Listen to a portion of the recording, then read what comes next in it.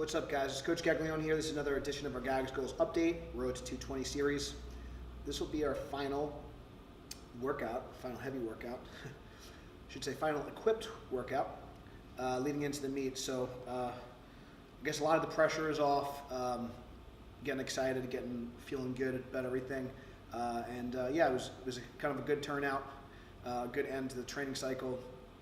Happy with how things finished up. Squat and deadlifts, was feeling really good, really confident with that. Bench has been a little bit more hit or miss, but I was happy with how things felt in my hands. I was happy with how things moved overall. I definitely think I need to kind of lower my expectations a little bit on bench. Just probably open a little bit lighter. I was kind of able to touch in the shirt a lot easier as I've gotten a little lighter. I was 235 this morning, and it's definitely the lightest I've been going into a shirted workout. And one of the things with the bench shirt versus the squat suit that I'm using for competition, the metal canvas suit that I'm using, it does have adjustable legs. It does have adjustable straps. So there's a little bit more like play. So if my body weight's a little bit different for that particular day, I can kind of get a more advanced look and get a feel of how tight they want it and make the adjustments accordingly. With the bench shirt, if your body weight fluctuates a little bit, your performance is definitely going to be affected, especially the tighter the shirt, the more plies the shirt, so I'm using a multi-ply Inzer Phenom shirt. I know I learned a lot from Scott Mendelson many years ago. Scott Mendelson he was a 1,000-pound bencher, also benched over 700 raw as well, so he had world records both equipped and raw. Which is pretty cool. So he's one of the best benchers in the world. So one of the things I know he would always talk about, and he told me, is he had different shirts for different levels of strength. And he would make sure, like kind of leading into a meet, because he was more of a technical lifter, he would tend to take probably a little bit more chances with his lifting, be more aggressive with his attempt selection, because he was going for all-time world records a lot of the time. He would tell me that even a couple of pounds here, too heavy or a couple of pounds too light, would make a huge difference in whether he could touch or whether he could, be successful or not successful with the lift. So he was very meticulous about his body weight, keeping his body weight level going into a competition. So something to consider if you're getting into equipped lifting, especially bench shirt. They have some different squat suits in the market now, which allows a little bit more freedom, a little bit more adjustability. So I mentioned the metal canvas, which is one. We've had a lot of people success. Some of our newer lifters having a lot of success with the Inzer, the Ultra Pro Leviathan, which is more, I believe it's a poly suit, but it has adjustable, and that's the most adjustable. But again, I would say since it's so much more, it's so adjustable, I would definitely err on the side of using that for more of an advanced equipped lifter, just because there's so much play with it. One of the things I like about the metal canvas is it does provide some adjustability, but it has just really 3 Velcro straps here, and it doesn't allow as much play as the Inzer Ultra Pro Leviathan. So I think that's kind of a good happy medium. But these are just pros and cons. There's going to be cost and benefit to every suit and every kind of gear combination. But I do like that, having that adjustability. And as of right now, with the bench shirt, there's really nothing that you could really kind of do. The only thing you really can do is try and maintain your body weight the best you can. And obviously you can kind of go to a tailor and pinch the sleeves and things like that. If the collar is too big or too small, there's really not much you could do for that, in my opinion. But you can adjust the arms by kind of getting those pinched. This is really close to a meet, so I'm not going to make any adjustments to the shirt at this point. I'm probably just going to end up lowering my opener a little bit and just kind of going, and I'll just kind of go through the workout now. So warm-ups went really well. Raw bench felt good. My slingshot warm-ups went well. Worked up to my last warm-up will be about 405 in the slingshot to some sort of board. I did like a shoulder saver pad, so I did that to a 2 board. So that'll be kind of my last warm-up, and then I usually get in my shirt. I've been going straight to 5 plates in training. I want to say almost every session. Did that to a half board. That went down very, very fast. So that kind of tells me that might be a little bit heavy for an opener. I'd like it to be a little bit more challenging to touch. I also had the collar a little bit higher maybe than normal, because I was thinking it was going to be a little harder to touch. So I will probably bring the collar down a little bit, jack up the shirt a little bit more, even for my opener, so it's a little bit easier, a little harder to touch, get a little bit more pop out of it. So that went a little bit slower than normal, but it was a smooth press. I thought it was smoother than last bench shirt workout, so I was happy about that. So lockout was good. So I think I might have did 500 last, but either way, it was about the similar weight. So I did 495 to a half board, which was supposed to be around my opener, at least projected. So I'm going to probably lower it to probably around like 485 or so, which I think is about 220 kilos. So I'll probably just start a little bit lower, no big deal.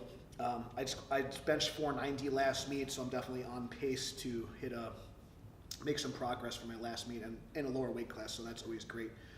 Then I went up to 520 to a one board, which is very close to my PR at this body weight, so that was good as well. And then I just wanted to do some overload work again because this is my last heavy workout, so I did 545 to a two board. I've done 550 this training cycle, but I felt like the 545 probably moved the best that it has this training cycle, so I was happy about that.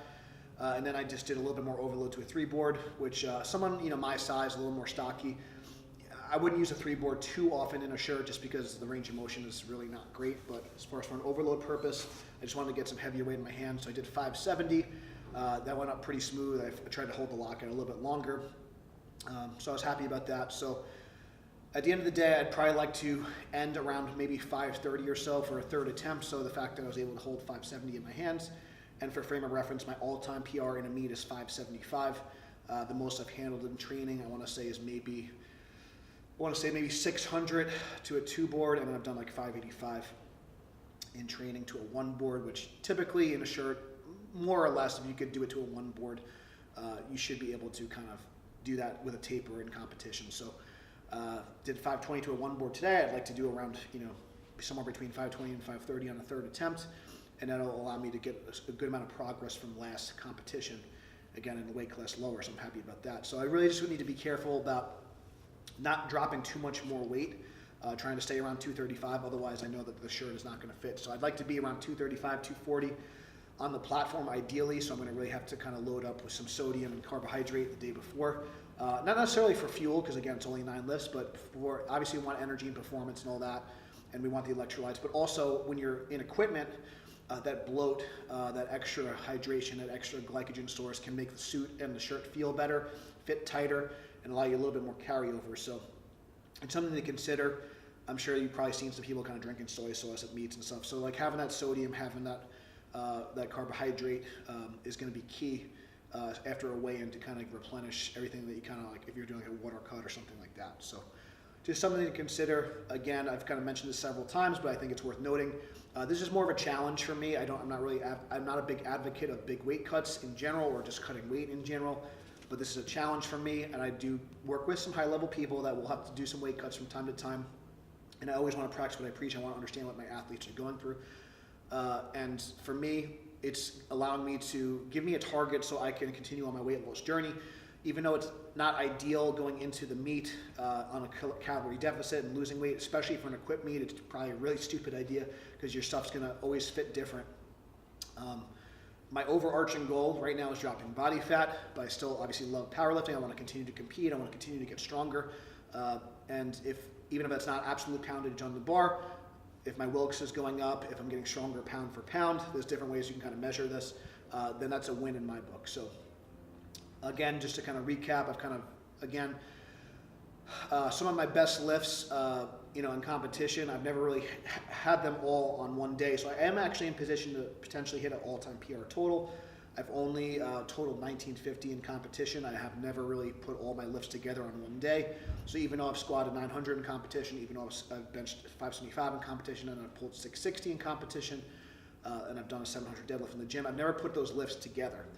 So if I could total over 1950, that would actually give me an all-time PR total, and I should be on pace to do that. So it'll be challenging. It will not be easy, but I do think it's important to kind of set your goals realistic, but also set them a little bit high, a little bit out of your comfort zone, so you kind of overreach a little bit. They kind of that old saying: if you kind of shoot for the stars, if you end up on the moon, it's not so bad. So I'm definitely shooting for the stars.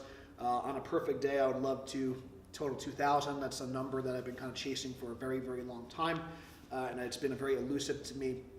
So ultimately, that's like kind of what I'm shooting for. But obviously, if I total anywhere between 1900 and 2000, I'd be very happy, since I totaled 1900 at 242. So obviously, if I can match or exceed that in a lower weight class, it's a huge, huge win. And honestly, it's a huge win anyway. I'm very happy with how the training cycle went. It's definitely not easy, losing 100 pounds and continue to try to chase strength and trying to be strong and lean. It is not easy, but I'm hoping that with this series, it's showing you that it is possible. It is possible. You just have to maybe change your expectations a little bit. You have to kind of prioritize one or the other, and there's nothing wrong with kind of bouncing back between goals. But you can be healthy, you can be strong, you can get leaner. And for me, my, again, ultimate goal is to get my body fat under 20%, which is very, very close.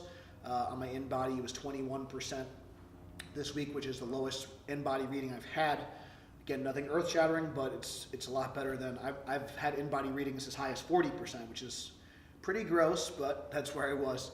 So, which is pretty awesome. My DEXA scan, I'm going to do another appointment soon, so I'll give you some updates with that.